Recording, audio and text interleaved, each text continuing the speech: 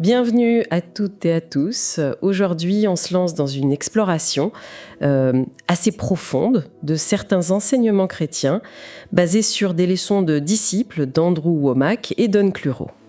Oui, bonjour. L'idée générale, c'est que la foi chrétienne, ça peut vraiment transformer radicalement et, disons, immédiatement notre vie. Bien plus qu'on ne le pense souvent. C'est ça. On imagine parfois la vie éternelle comme pour plus tard, après la mort, ou la grâce comme une sorte de concept un peu abstrait. Exactement. Et ces leçons, justement, elles essayent un peu de bousculer ces idées reçues. Par exemple, voir la vie éternelle non pas comme une durée infinie, mais comme une qualité de relation avec Dieu. Et ça, c'est accessible maintenant. Intéressant. Donc c'est un peu le fil rouge de ce qu'on va voir. Le salut par la grâce, Dieu, notre identité. Le baptême, l'identité en Christ, comment gérer le péché en tant que croyant, la puissance de la parole de Dieu, et puis aussi l'expérience du Saint-Esprit. D'accord. Notre but, c'est donc de creuser un peu tout ça, de voir ce que ces enseignements spécifiques apportent de neuf, peut-être. Par exemple, cette histoire de vie éternelle comme relation actuelle, qu'est-ce que ça change concrètement ?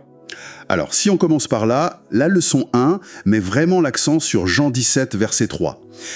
La vie éternelle, c'est qu'ils te connaissent, toi, le seul vrai Dieu, et celui que tu as envoyé, Jésus-Christ.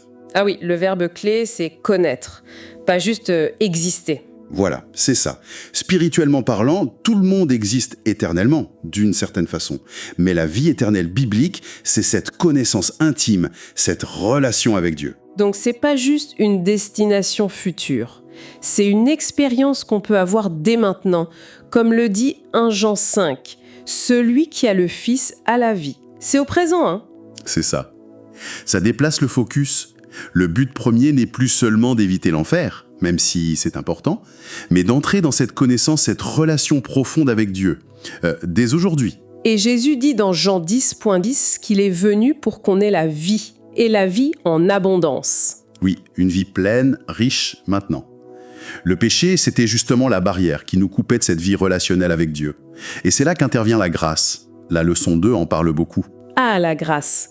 On en parle tellement, mais est-ce qu'on saisit vraiment sa portée ? La leçon utilise une parabole connue, celle du pharisien et du publicain. Oui, dans Luc 18, le pharisien, il coche toutes les cases de la loi, il est irréprochable en apparence, mais son problème, c'est qu'il se compare, il se juge lui-même juste et il méprise les autres. Et le publicain, lui, le collecteur d'impôts, considéré comme un pécheur ? Lui, il est tout le contraire, humile. Il n'ose même pas lever les yeux. Il demande juste « Ô Dieu, sois apaisé envers moi, pécheur ». Et c'est lui qui repart justifié. C'est puissant.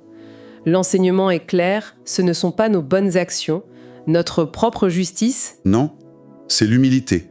Reconnaître qu'on a besoin de sa faveur. Une faveur qu'on ne mérite pas.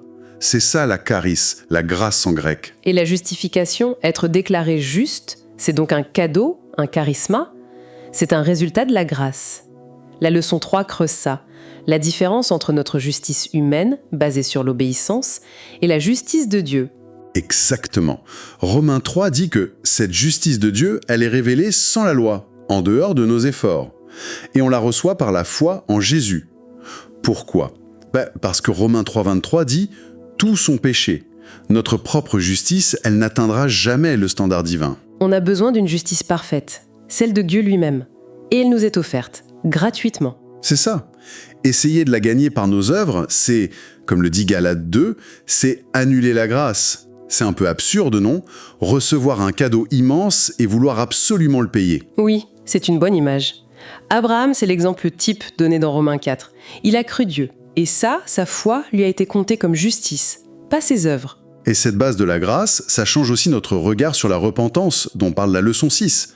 Souvent, on pense que se repentir, c'est devenir parfait, ne plus jamais pécher. Oui, et ça peut être super décourageant.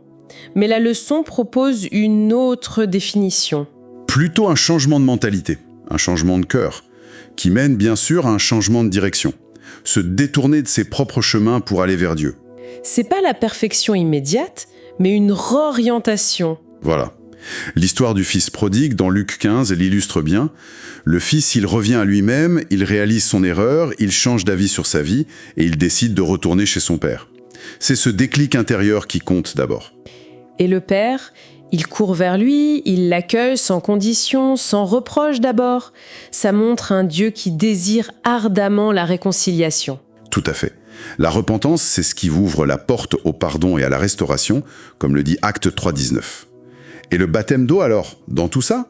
La leçon 8. Comment il s'intègre? Il est présenté comme une expression extérieure de cette foi et de cette repentance intérieure. Marc 16, Acte 2, 38. C'est un acte qui accompagne le fait de croire. D'accord. Donc c'est pas l'eau qui sauve. Non, l'enseignement est clair là-dessus. C'est la foi en Jésus et son sacrifice qui sauve. Acte 10, 43 le dit. Mais le baptême, c'est un pas d'obéissance. C'est commandé. C'est une façon publique d'appeler le nom du Seigneur, comme le dit Acte 22, 16. C'est une réponse à la grâce qu'on a reçue. Et logiquement, si ça demande foi et repentance, ça ne s'applique pas aux bébés qui ne peuvent pas encore faire ce choix. C'est la conclusion tirée, oui. Et l'exemple de Corneille dans Acte 10 est intéressant. Lui et sa maison reçoivent le Saint-Esprit, signe de leur salut, pendant qu'ils écoutent Pierre parler de Jésus, avant même d'être baptisés d'eau. D'accord. Donc ces bases sont posées. Vie éternelle comme relation, salut par pure grâce, repentance comme changement de cap. Ça nous amène à revoir notre image de Dieu lui-même. La leçon 4 insiste là-dessus. Oui, c'est crucial de comprendre qui il est vraiment. Parce que, dès le début, dans le Jardin d'Éden, l'ennemi a essayé de tordre cette image, de faire croire que Dieu était un peu restrictif, qu'il cachait des bonnes choses. Alors que le message central, répété encore et encore, c'est « Dieu est amour », 1 Jean 4, 8. Sa nature profonde, c'est la bonté. C'est ça. Mais alors, la question qui vient tout de suite, c'est comment on concilie ça avec certains passages de l'Ancien Testament qui ont l'air très durs? Oui, comme l'homme lapidé pour avoir ramassé du bois le jour du sabbat, dans Nombre 15. Comment ces leçons expliquent ça? L'explication de but, c'est que la loi de Moïse, ce n'était pas le reflet parfait et final du cœur de Dieu. C'était une mesure, temporaire, nécessaire pour une période donnée, pour montrer à quel point le péché était grave, extrêmement pécheur, dit Romains 7, 13. Pour révéler le problème en somme. Exactement. Et pour montrer l'incapacité humaine à atteindre la justice par ses propres forces. La loi pose un standard très élevé, mais elle ne donnait pas la force de l'atteindre. Elle devait nous faire réaliser notre besoin désespéré d'un sauveur. Elle servait de diagnostic, pas de remède final. C'est un peu ça. Galates 3 l'appelle un pédagogue, un tuteur pour nous conduire à Christ. Et même l'expulsion d'Adam et Ève du jardin, la leçon l'interprète comme un acte de miséricorde. Pour éviter qu'ils ne vivent éternellement dans cet état de péché. Ah oui, vu comme ça. Le cœur de Dieu, même là, penché vers la réconciliation. La leçon 5 renforce ça. Dieu est amour. Il n'a pas changé. On voit que même après la chute, il cherche Adam et Ève. Il parle à Caïn. Il ne coupe pas les ponts. Il initie toujours la relation. Et Romains 5 est cité pour montrer qu'il nous a aimés alors que nous étions pécheurs, ennemis, sans force. Son amour n'est pas la récompense de notre bonne conduite, c'est la source de tout changement possible. C'est une dynamique totalement différente de celle basée sur la performance. Oui, ça change tout. Mais si Dieu est amour, ça soulève inévitablement la question du mal, de la souffrance. La leçon 13, Dieu n'est pas coupable, elle aborde ça directement. Oui, et de manière très, très affirmée. Jacques 1,13. Dieu ne tente personne avec le mal. Point. Il est la source de tout don bon et parfait. Jacques 1,17. Il faut donc faire une distinction très nette. Absolument. Il y a Dieu, source du bien. Et il y a un ennemi, le voleur dont parle Jésus dans Jean 10.10, celui qui vient pour voler, tuer, détruire. Jésus, lui, vient pour donner la vie en abondance. Donc, l'erreur serait d'attribuer à Dieu ce qui vient de l'ennemi. C'est un appel au discernement. C'est exactement ça. Jacques 4,7 nous dit « Soumettez-vous donc à Dieu, résistez au diable et il fuira loin de vous. » Si on croit que le mal vient de Dieu, on devient passif, on subit, alors qu'on est appelé à résister activement. Et la fameuse phrase de Romains 8, 28, « Toute chose concourt au bien ». La leçon précise bien « pour ceux qui aiment Dieu ». Et le bien en question, c'est l'accomplissement du plan de Dieu. Et ce plan inclut de détruire les œuvres du diable, comme le dit 1 Jean 3.8. Ça ne veut absolument pas dire que Dieu cause le mal pour en tirer du bien. C'est une nuance capitale. Les épreuves, les maladies, les catastrophes, ce n'est pas forcément Dieu qui les envoie. Elles peuvent être des attaques, des conséquences de nos choix, ou juste la réalité d'un monde brisé. Et savoir ça, ça change notre façon d'y réagir. On n'est plus obligé de subir passivement en pensant que c'est la volonté de Dieu. On peut se lever et résister, s'appuyer sur lui. Tout à fait. Alors, si on comprend mieux la grâce, la nature de Dieu, ça nous amène logiquement à notre propre identité en tant que croyants. C'est un autre gros morceau. La leçon 7 parle d'abord d'engagement. Oui, et avec des mots forts de Jésus dans Luc 14. Il demande la première place, une priorité absolue sur tout le reste, même notre famille, notre propre vie, au point d'utiliser le mot « haïr » pour marquer le contraste. C'est radical, hein ? Ça veut dire quoi concrètement ? C'est une façon de parler, une hyperbole, pour dire l'engagement envers lui doit primer sur tout. Il nous demande de calculer le coût avant de nous engager. Luc 14, 28. C'est pas une décision à prendre à la légère. Non. La relation est vue comme une alliance, un engagement total, presque comme un mariage spirituel. 1 Corinthiens 6 dit qu'on ne s'appartient plus, on a été racheté. Et Jacques 4 met en garde contre l'adultère spirituel, c'est-à-dire flirter avec les valeurs du monde qui sont opposées à Dieu. Un engagement superficiel, comme la graine tombée sur le roc dans la parabole du semeur, ça ne tient pas quand les difficultés arrivent. C'est ça. Mais cet engagement, il repose sur une réalité intérieure très profonde, notre nouvelle identité en Christ. Et ça, c'est le cœur des leçons 9 et 10. Le fameux verset de 2 Corinthiens 5, 17. Si quelqu'un est en Christ, il est une nouvelle création. La leçon 9 explique que cette transformation, cette nouvelle création, elle se passe au niveau de notre esprit humain. L'enseignement s'appuie sur la distinction esprit, âme, corps qu'on trouve dans 1 Thessaloniciens 5, 23. D'accord. Avant d'être sauvé, notre esprit était mort, coupé de Dieu, à cause du péché. C'est ce que dit Éphésiens 2. Voilà. Et naître de nouveau, Jean 3.5, c'est recevoir un esprit complètement neuf, vivant, connecté à Dieu. C'est dans cet esprit nouveau que le Saint-Esprit vient habiter. Donc, le changement fondamental, radical, il a déjà eu lieu. Dans notre être le plus profond, notre esprit, c'est acquis. Mais alors, le défi de la vie chrétienne, c'est quoi ? Mais c'est de renouveler notre âme, c'est-à-dire nos pensées, notre volonté, nos émotions, pour qu'elles s'alignent sur cette nouvelle réalité spirituelle. C'est un peu comme installer un tout nouveau système d'exploitation super puissant, notre esprit régénéré, mais devoir ensuite mettre à jour tous les vieux logiciels et applications, nos habitudes de pensée, nos réactions, nos émotions, pour qu'ils fonctionnent avec ce nouveau système. J'aime bien l'image. Ça demande un effort conscient de renouvellement. Et la leçon 10, elle précise la nature de cet esprit nouveau, de ce nouvel homme. Oui, elle cite Éphésiens 4, 24. Cet homme nouveau est créé selon Dieu, dans une justice et une sainteté que produit la vérité. Et 2 Corinthiens 5, 21 dit qu'en Christ, on est devenu justice de Dieu. On est devenu, pas on essaye de devenir. C'est ça la clé. Ce n'est pas un objectif à atteindre progressivement dans notre esprit. C'est un état, une identité qu'on a reçue par la foi au moment où on a cru en Christ. Notre esprit est scellé, parfait, complet en lui. C'est fait. Attends, là, il faut que je comprenne bien. Si notre esprit est déjà parfait, juste, sain, comment ça se fait qu'on pêche encore ? C'est la question que tout le monde se pose. Et la leçon 11 l'aborde de front. C'est la question cruciale, oui. Et 1 Jean 1.8 est très clair. Si nous disons que nous n'avons pas de péché, nous nous séduisons nous-mêmes. Donc oui, on pêche encore. Le péché vient de notre âme qui n'est pas encore totalement renouvelée, ou de notre corps, pas de notre esprit né de nouveau. D'accord, la source n'est pas notre nouvelle nature. Mais le point absolument central de cette leçon, basé sur Romains 4 et Hébreux 10, c'est que, sous la nouvelle alliance, scellée par le sang de Jésus, Dieu n'impute plus le péché aux croyants. Il ne le met plus sur notre compte. Il ne nous le reproche plus. C'est ça l'idée. Même quand on fait une erreur, même quand on chute. C'est l'affirmation forte de la leçon en s'appuyant sur Romains 4, verset 8. « Heureux l'homme à qui le Seigneur n'impute pas son péché ». La tournure en grec serait une double négation très forte, genre « jamais au grand jamais ». Pourquoi ? Parce que Dieu a traité tous nos péchés, passés, présents et futurs, en Jésus sur la croix. une fois pour toutes. Donc notre position de juste devant lui, elle ne dépend plus de notre performance au jour le jour. Elle dépend de notre foi en Christ. C'est lui notre justice. Hébreux 10.17 dit même que Dieu déclare « Je ne me souviendrai plus de leurs péchés ni de leurs fautes ». Wow, ça c'est potentiellement libérateur. Hein.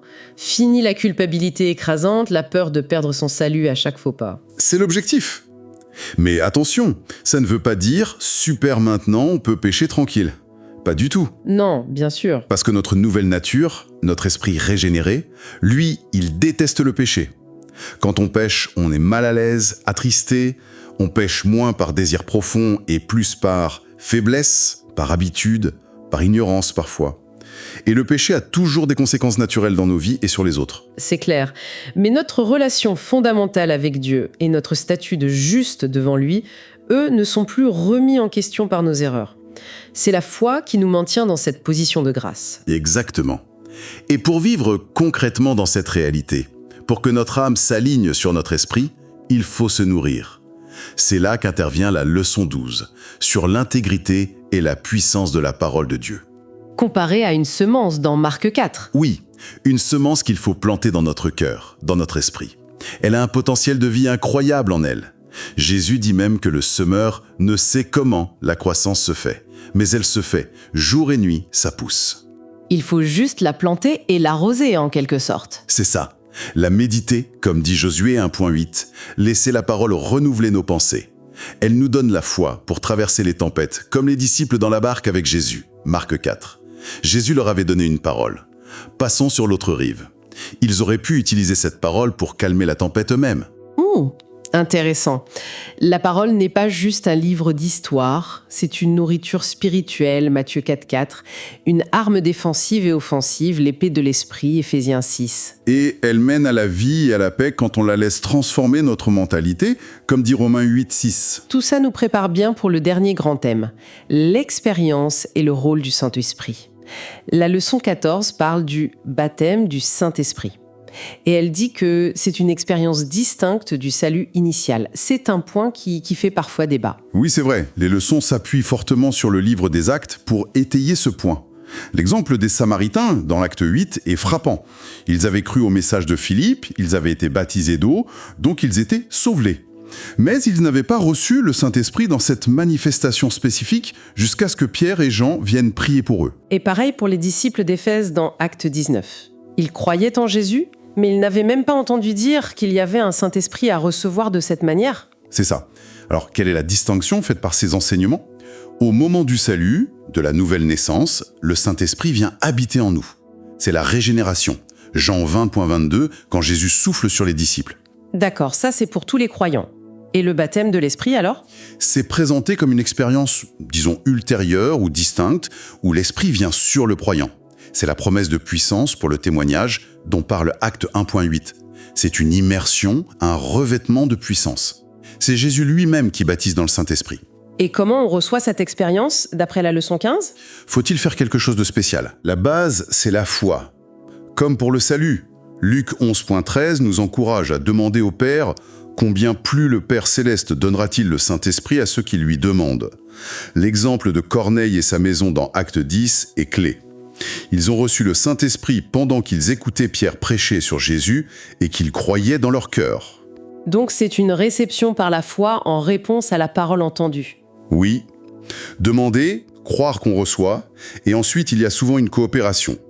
Dans les actes, la manifestation initiale la plus fréquente, c'est le parler en d'autres langues. Acte 2.4, Acte 10.46, Acte 19.6. La leçon explique qu'il faut simplement se laisser aller, ouvrir la bouche par la foi et laisser l'esprit donner l'expression. C'est nous qui parlons, mais c'est lui qui donne la capacité, le langage. Ce qui nous amène logiquement à la dernière leçon, la leçon 16, sur les bénéfices du parler en langue. Au-delà d'être un signe initial possible, à quoi ça sert au quotidien ? Alors, 1 Corinthiens 14 en parle beaucoup. Premièrement, quand on prie en langue, c'est notre esprit humain qui prie directement, connecté au Saint-Esprit, verset 14. Notre intelligence, notre compréhension n'est pas impliquée. C'est une prière qui vient de plus profond que nos pensées. C'est ça. On s'adresse à Dieu, pas aux hommes, verset 2. Et on parle de mystère du pôle. des choses profondes, la sagesse de Dieu, peut-être des prières pour des situations qu'on ne comprend même pas intellectuellement. Et ça a un effet sur nous. Oui, Paul dit que celui qui parle en langue s'édifie lui-même, verset 4. Ça nous construit intérieurement, ça nous renforce spirituellement. Jude 20 dit de nous édifier sur notre très sainte foi, priant par le Saint-Esprit. C'est souvent associé au parler en langue. Ça permettrait donc de prier plus efficacement selon la volonté de Dieu, même quand on ne sait pas quoi demander. Romains 8 parle de l'Esprit qui nous aide dans notre faiblesse. Exactement. Beaucoup y voient une connexion. Ça permet aussi de bénir Dieu, de rendre grâce d'une manière qui dépasse nos mots habituels. 1 Corinthiens 14, 16. Donc c'est présenté non pas juste comme une expérience unique, mais comme un outil spirituel puissant pour la vie chrétienne de tous les jours. D'accord. Alors, si on essaie de faire une petite synthèse de tout ce parcours, on est parti d'une redéfinition de la vie éternelle, pas juste durer, mais connaître Dieu maintenant. On a vu l'importance capitale de la grâce et de la foi par opposition aux œuvres et à notre propre justice. On a redécouvert un Dieu qui est fondamentalement amour, qui n'est pas l'auteur du mal, mais qui combat contre lui.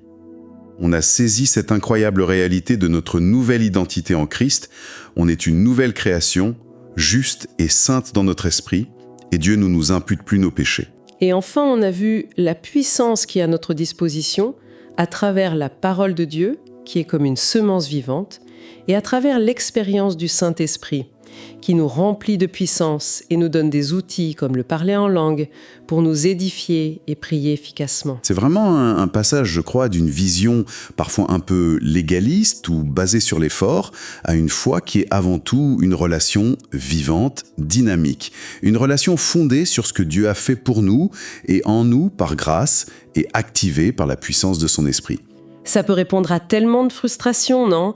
La culpabilité qui n'en finit pas, la peur constante de mal faire, le sentiment de stagner, de ne pas y arriver. Tout à fait.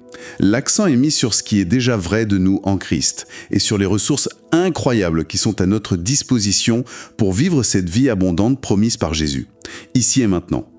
La compréhension de ces fondations, la grâce, notre identité scellée en Christ, la présence et la puissance de l'Esprit, s'est présentée comme la clé pour déverrouiller une expérience chrétienne peut-être plus libre, plus joyeuse, plus confiante. C'est exactement ça. Alors, ça nous laisse peut-être avec une dernière question pour notre réflexion personnelle. Si notre identité profonde en Christ est déjà parfaite, juste et saine, et si la puissance de l'Esprit est réellement disponible pour nous, comment est-ce que cette double réalité peut changer concrètement au quotidien notre façon d'aborder non pas les grandes théories, mais les défis très pratiques ? Nos échecs, nos relations, nos peurs, nos doutes, comment ça transforme notre vécu de tous les jours ?